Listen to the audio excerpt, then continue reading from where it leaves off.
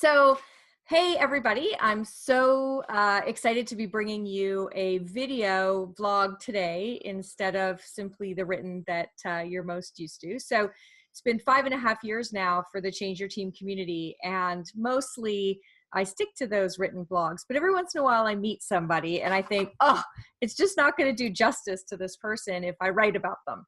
And Mark Bowden is one of those people. So when I met Mark recently at a dinner for a bunch of keynote speakers that we were at and heard all his insights, I thought, this is somebody that that I need to introduce that has so much valuable to say about the topic we're all struggling with and why we're here, which is making our teams and making the workplace happier, healthier, and more productive. So I'm going to look at my page so I introduce Mark properly, because you'll be wowed by all that he's done and all that he can do. So first, and I love this, Mark, voted the world's #1 body language expert. Super cool. Very amazing. Advising not only Fortune 500 executives. Yeah, pretty good. Cool. So not only advising Fortune 500 executives, but also world leaders. Minor deal there. There's one that could use your help right now, Mark, but it's probably beyond hope. Well, maybe not. Maybe not. I don't know what you're talking about. Please give Mark a call. Of an excellent, I love the TEDx talk, and between the TEDx talk and your YouTube channel, millions of views. And the reason we're here today is you know, the subliminal advertising in the background there. You've just released another new book. There it is. Oh, I like that. There it is. Oh, wait, I have mine too. There you go. Perfect. I love it. Truth and Lies, what people are really thinking. And that's why I want to talk to you today and bring this to everyone. Sure. So welcome to the Change Your Team, with the Change Your Team blog today. Yeah, thanks for having me. It's great to be here. That, I don't know if that actually showed up in the recording, but when you said nice to be here, it went into this awesome, like in the Matrix, slow motion, like leaning backwards, dodging the bullets voice. So interesting. Yeah. Let me try that again. Try that again. It's nice to be here. There we go. Perfect. Is that better? Yeah. So, you know, let's start at the very beginning. Julie Andrews says that's where we're supposed to start. So can you just tell us, what is body language? What is all that's encompassed within body language? And what's body language good for? And what's it not good for? Yeah, so let's start at the beginning here. Body language is a metaphor. It's because body language isn't a language. It doesn't have a lot of the things that language really needs, like this language that I'm using right now, English. Body language doesn't have some of the things that the English language has that makes it a language, and body language just a metaphor for nonverbal communication, or our animal communication system. Okay. Our animal communication system, which many people, including myself, call body language because it's a great popular concept. Our animal communication system is the way that we might indicate or present to others, consciously or unconsciously, our feelings and intentions right now. Usually, I would say, as a response to power, or a display of our own power in the environment around us. So our display of power, or our response to the power that the environment has. But language itself can do things like talk about itself. A body language can't. Yeah. Language itself can be can displace. It can talk about the past and the future. Our body language doesn't do that. However, we often, as viewers of other people's body language, infer that it does. You know, you might come in and look angry to me, though that's just a prediction I would have. Yeah. And I might go, oh, I bet that's about the meeting that she just came from. Well, it could be.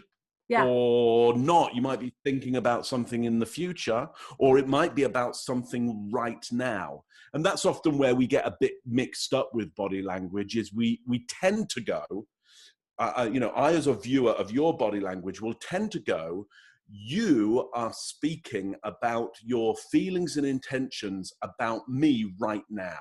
Okay. When I don't know. maybe about right now. Maybe you're thinking of things in the past. You're thinking about things in the future.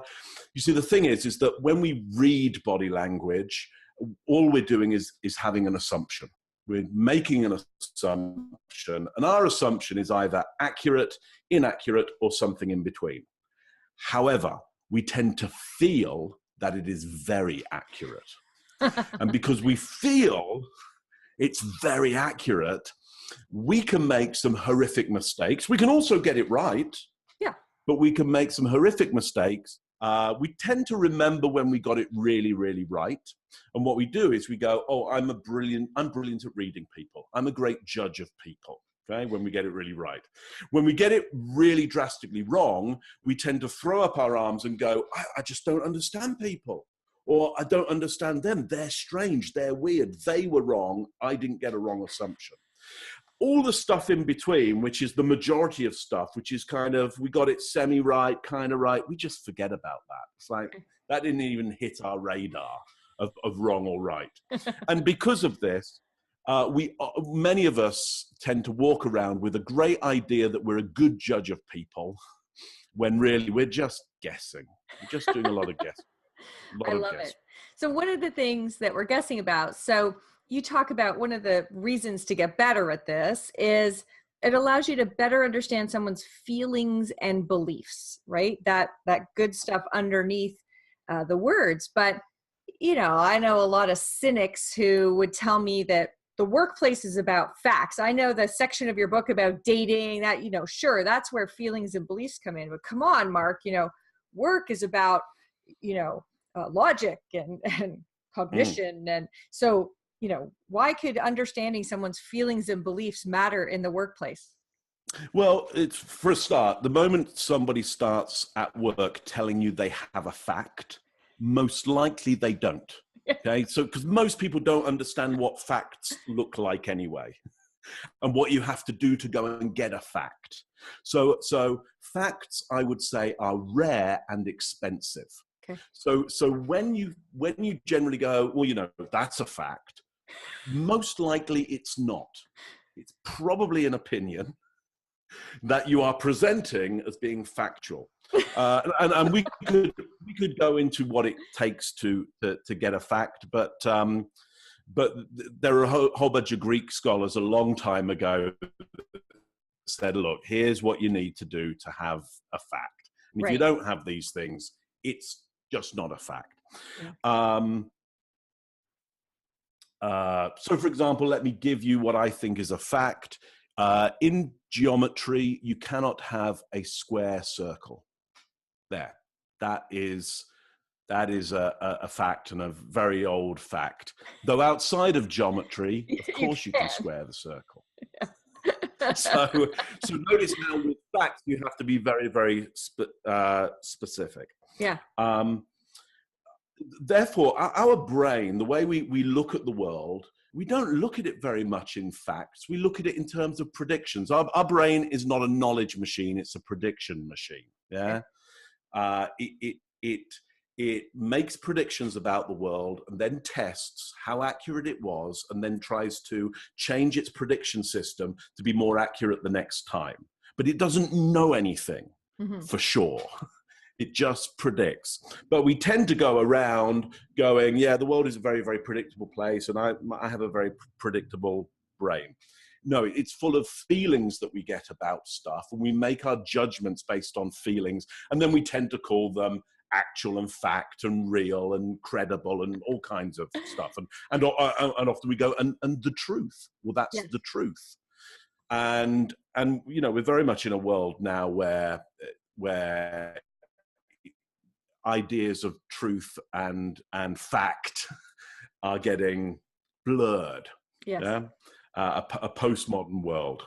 So anyway, all of that to say, the reality is in a world of business or organizations and a world of people, decisions are being made on hunches and feelings and ideas and not so much facts. So it behoves you to get really good at understanding feelings and intentions and thoughts, and especially judgments. Yeah. Especially the judgments that you're making about the world around you that often you will call real, factual, and truth.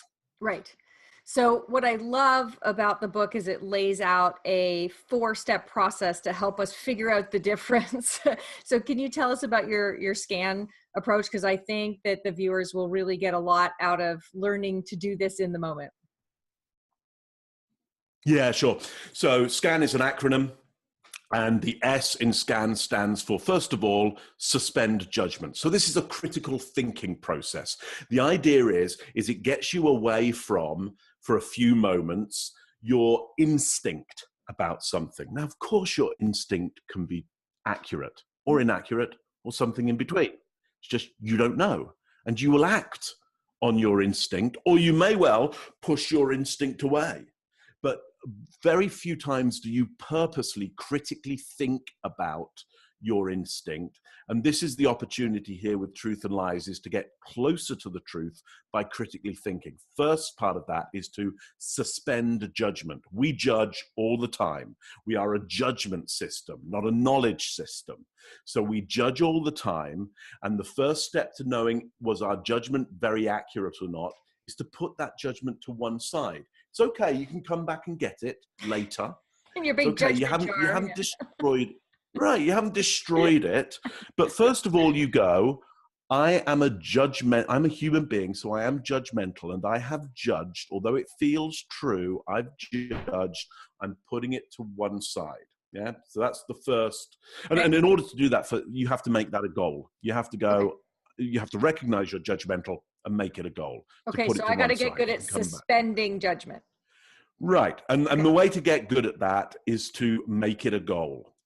By the way, it's very difficult to suspend judgment, but the more you make it a goal, the closer you will get to doing it.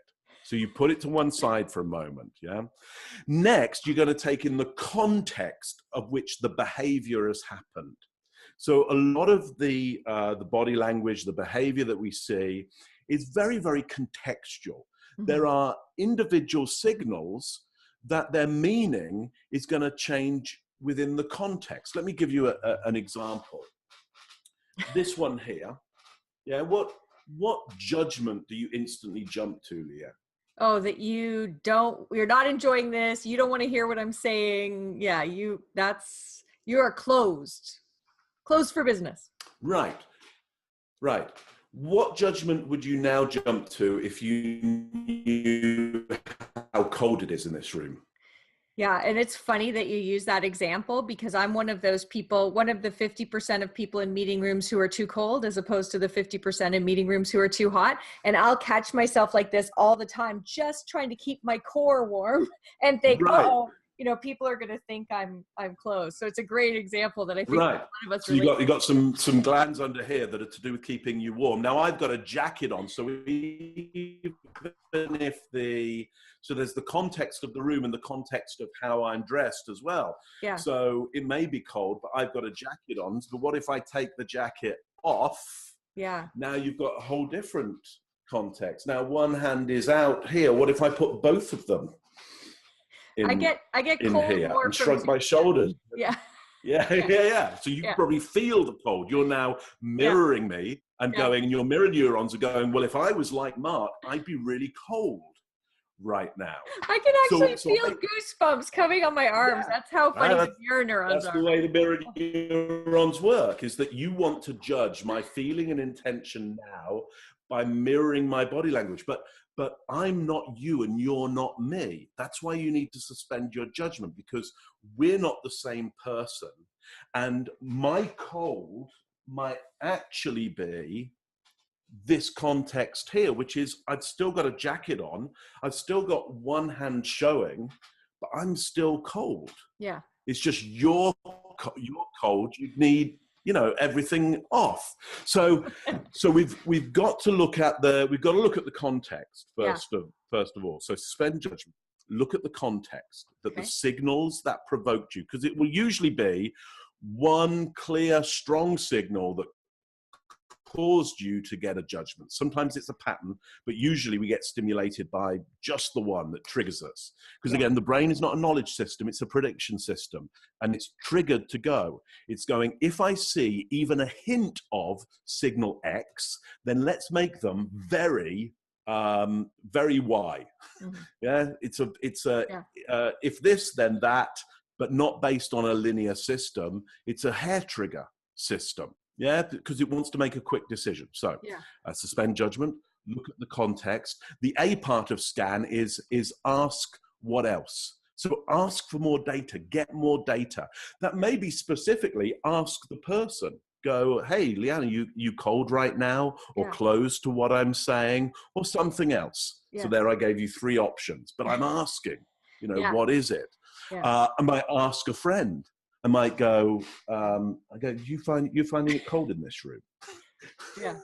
Or I might ask a book. I might go and read a book and go, what are the other things that crossed arms means? So I might get more information. In critical thinking, you suspend judgment. First of all, you look at the context in which the event has happened, and then you go and get a whole bunch more data before you reestablish a decision. So ask what else. And then the end part of it in scan is new judgment. Make a new judgment. Now, however, your new judgment can be your old one. You can bring back your old judgment. You can go, I've really looked at this. I've done a piece of critical thinking, and I'm going back to my original judgment. Or you can put your new judgment next to your old judgment and go, which one is more likely? Which one am I going with? Or actually in critical thinking, you can go, I'm going with both judgments. I'm going, both are true. Both of them. Yeah. Both are true. Yeah. Or both are potentially still true. And I'm going to now work, through this to get closer to which one it is, which I may not know until this event is over. Does that make sense? That's scans. Yeah, it does. Suspend judgment, context. And the person themselves may not know which of those is true, right? So sometimes, I find in teams, the big issue is that you're picking up body language that's giving the tell, and the person hasn't even cognitively come to terms with how they feel yet.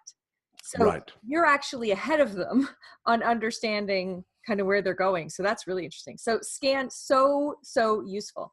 Let's apply it to some things that are really teamwork kind of oriented. So what are some of the signs that relate to trust? What can I look for, and where can I be testing judgments and hypotheses about whether someone trusts me, doesn't trust me, is trustworthy?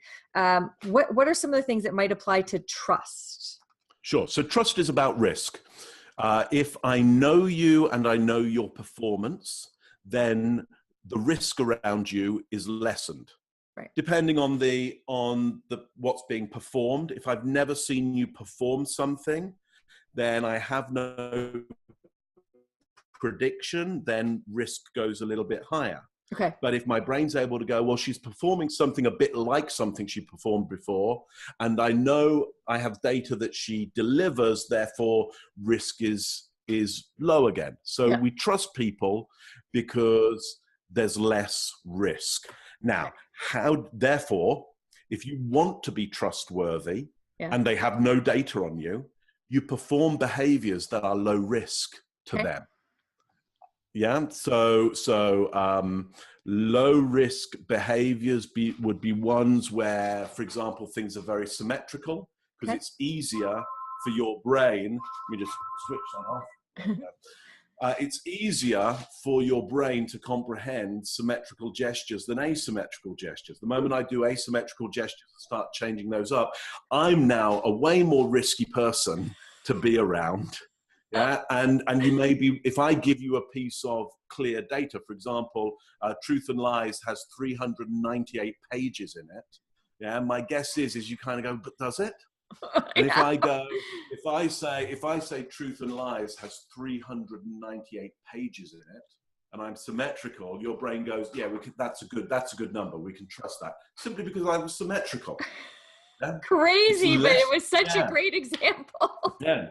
So it's less neural load for your brain to deal with symmetry than asymmetry, and especially asymmetry that changes. Okay. Wow. So that's how you could, one of the ways, and there are many, that you could come across as trustworthy Yeah. when they don't have data about you. How do you know somebody thinks you're trustworthy? Well, they're going to open up their body language around you. There are areas on the body which are kill points, essentially. If you get attacked here and here, or underneath here or here, there's areas on the body where if they get damaged, you're in big trouble. Yeah. The more open people are around that, the more they feel the environment is low risk. If you're part of the environment, it suggests that you might be part of that low risk environment. So if I see somebody in a room with me and they're covering these areas, it could potentially indicate to me that this is a higher risk environment for them. Now, I don't know what they see as risk, but I might be part of it. And so I might need to ask for more, suspend my judgment for a start, and then look at the context and go, what is it about this environment that might be high risk for them? Am I part of that environment and the high risk for them? Do I need to ask them for more information about where they see the risk, or if there is a risk? Because maybe it is about now, or maybe it's about the meeting that they just were at. Right. They're still in part of their mind and the risk. They've just carried that in with them. Or maybe they're just worried about the risk of being able to pick up their kids on time. I don't know. Yeah.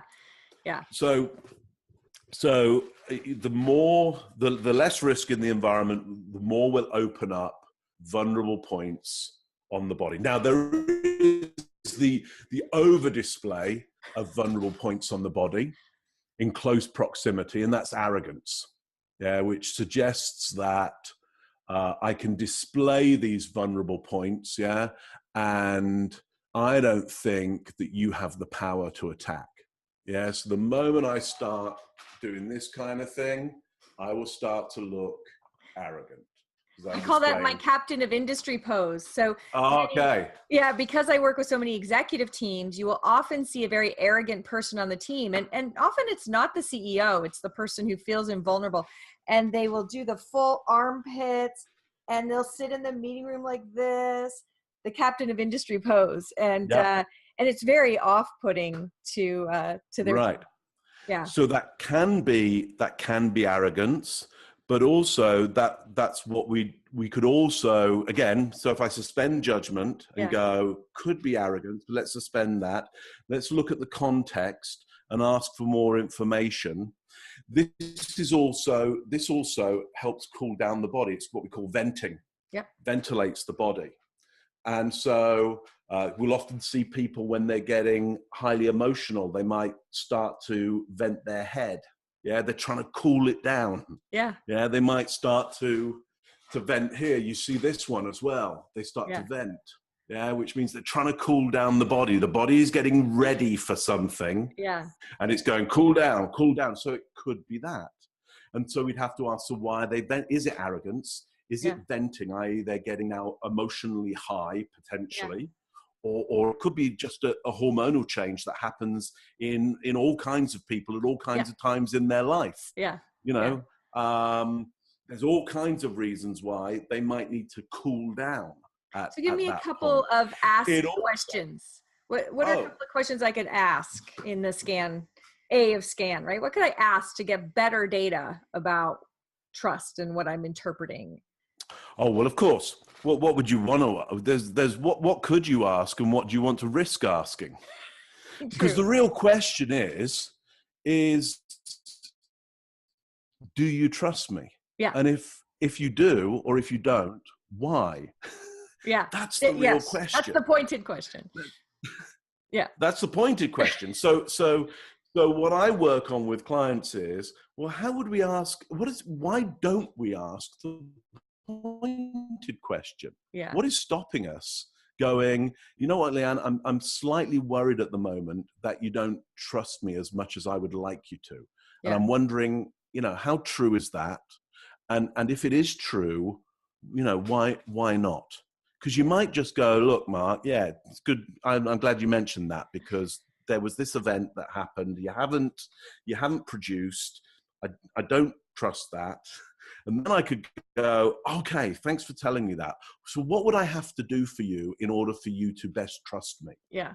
Because Yeah. now I can get data from you as to what you'd need to see. And Yeah. then I'd be able to say, hey, I think I can supply that. Or I'd have to go, well, Leanna, I can't supply that. So Yeah. I think as we go forward, and I don't know whether we will go forward now, but as we go forward, you need to understand, and now I understand, there's only going to be a slight, our trust might not be that great.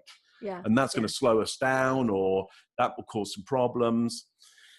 So always the key is getting to that ask for more data. Yeah. Is, can you just go straight to the horse's mouth and go, what are you thinking? What are you feeling? Yeah. Now, of course, people can lie. Yeah. People Yes. can be deceitful. So you're still going to use this process of going, I asked if they trusted me. They said they did, but what did I see happen? And what are my assumptions about that? And can I put those assumptions to one side and investigate more? So we continually investigate the behaviors of people, what they're doing, as opposed to what they're saying, to gradually get closer to the truth and lies that are going on. And we may never get it tight, but we'll get closer. And But it's of the course, huge there's risk advantage of involved. working on a team, right? Because you can get to know the person over time, and you have a baseline against which to measure their body language, as opposed to somebody brand new where you're just trying to figure it out. Right. So Yeah. the world of high performing teams where people work together a lot is not necessarily the world of the meeting where you've got 15 minutes to sell somebody and Right. and out you go on to the next customer. Yeah. They're not the same. They're not the same relationship structure. Okay. You know, So what I spend most of my time doing is helping executive teams have more effective conflict. So one of my friends calls me Dr. Conflict. He's like, I need you, Dr. Conflict, and calls me in to help them have more conflict, but healthier conflict. So if we take conflict as an example, if you were to come with me, which would be great fun, if you were to come with me and watch a room of executives interacting, a team, it doesn't have to be executives, watch a team interacting, what body language would signal to you that we're getting healthy conflict? And what might signal to you that the conflict is becoming unhealthy, either passive aggressive, just downright aggressive, or nasty? What are some of the differences between the body language of productive, healthy in their debate and conflict, and the more insidious kind? Well, I mean, I think for that we need to work out, what does the culture, what does that group believe healthy conflict is, and unhealthy conflict.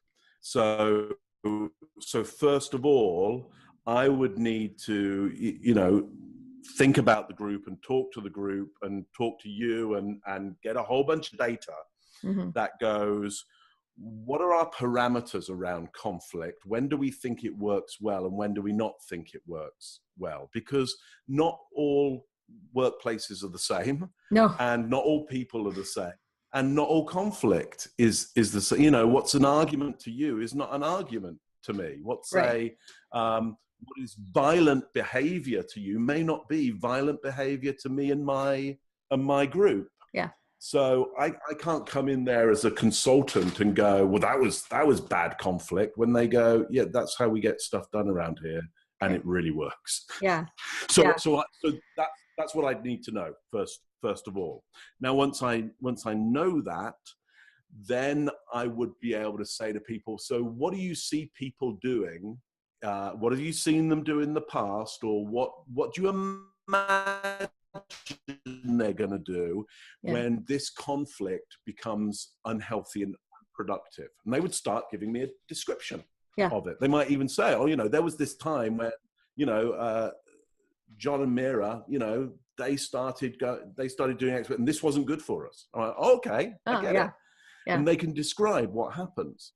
So once they've described what happens, in a meeting, I would be able to feed back to them and go, look, I'm just going to interrupt here because what I see happening here right now, and it could be just me, Yeah. but what I see happening here right now I would describe as the behaviors that you told me aren't productive. So I'm wondering, what do you want to do about that?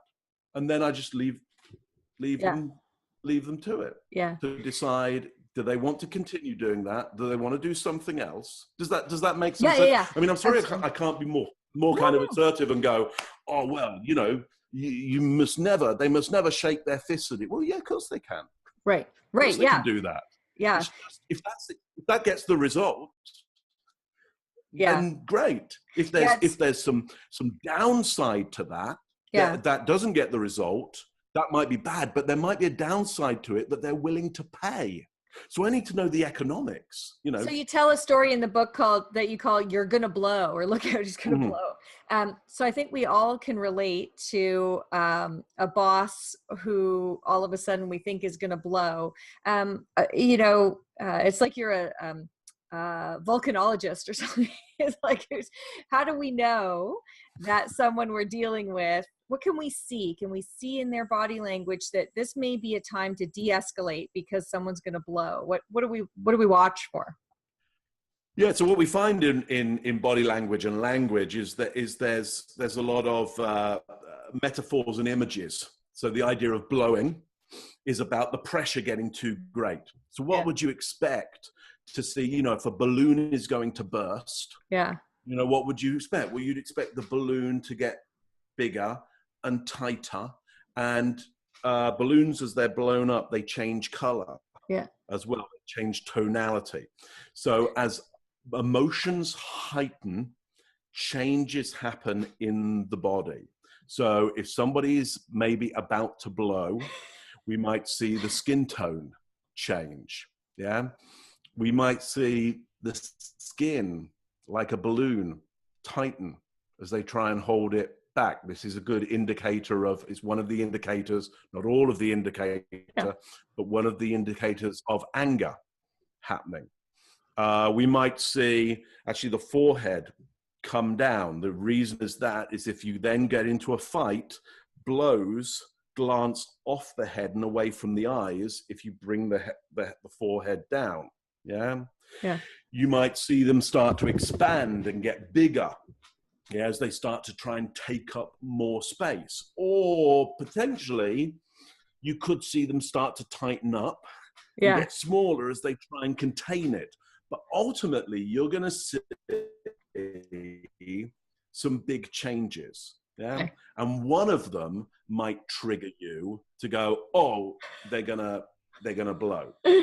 This is a pressure that's building up that could get too big. Does that make sense? Yeah, it makes great sense. One of the other ones that I want to hit on, because I love this story too, was Big Dog story in the book called Big Dog. So a lot of times teams have a big dog or more than one.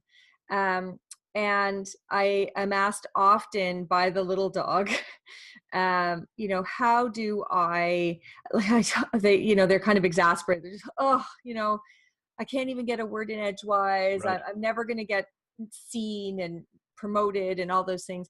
What advice do you have? So I'm often helping them with what they can say and those sorts of things.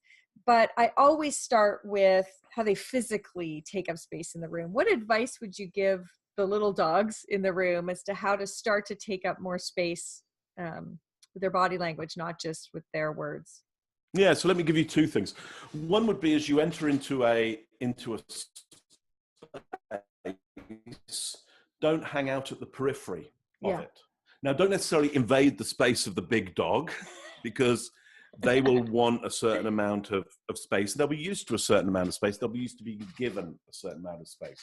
But don't hang out at the periphery of it. If we imagine that you and the audience here is the big dog in this situation. Yeah.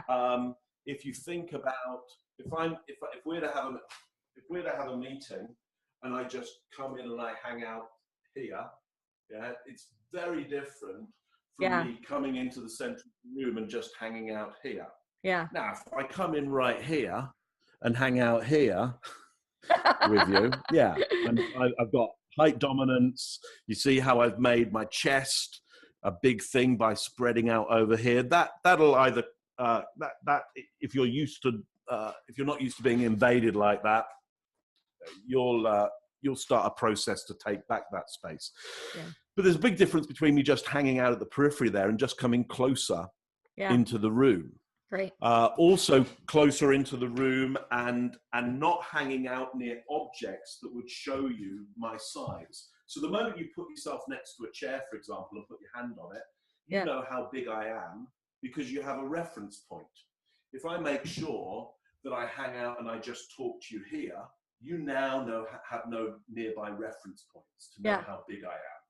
Therefore, now, if I also start talking, I start taking up the space around me here, I'll come across as bigger, calmer, and more assertive than if I don't take up that space. Yes, so there's me, and I can still gesture here, or even gesture down here. But I'm not taking up this space around me here. This is an area that I call in body language the second circle. It means that I don't have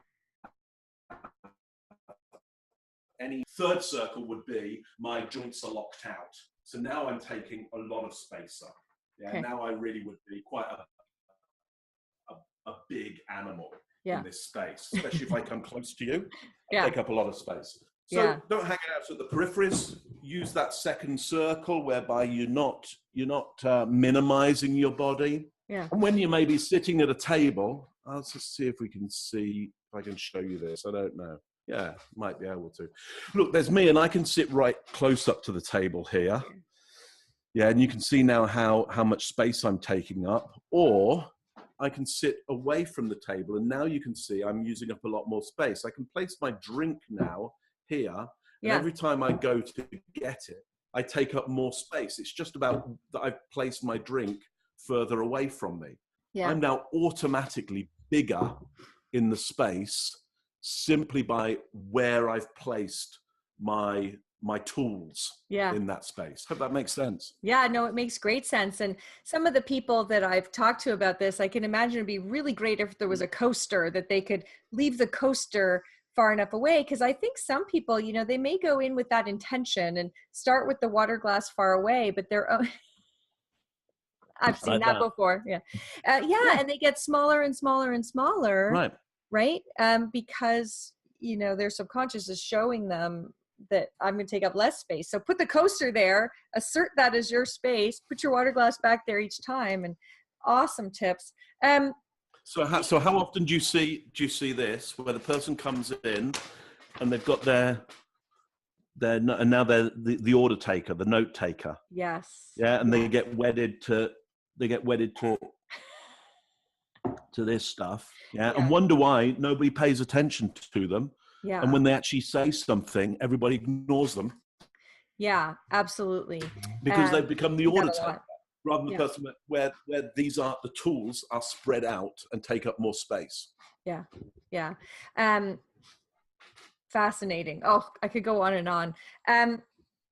Any last pearl of wisdom that you want to share with folks from the whole big, I should say, Mark's book has these amazing other sections on body language in other contexts, like the dating section was. Thankfully, I'm not in that world anymore because I don't think I could take it, Mark, but it's fascinating. But there's a huge section in the book about workplace. So what have I missed? What's a gem you would love to leave the audience with from that workplace? Well, look, I think the major gem for people is understand that whenever you feel that you have judged somebody right, it's a feeling, it isn't necessarily true.